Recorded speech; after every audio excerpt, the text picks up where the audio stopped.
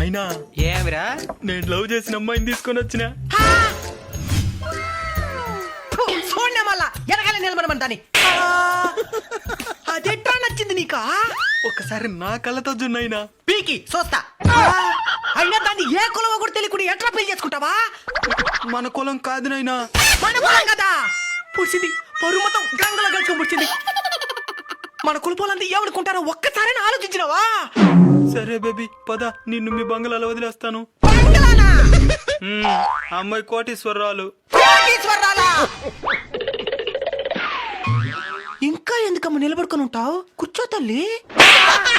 మన కులం కాదు కదా నైనా. ఈ కాలంలో కూడా ఏది కులం చూసేదే?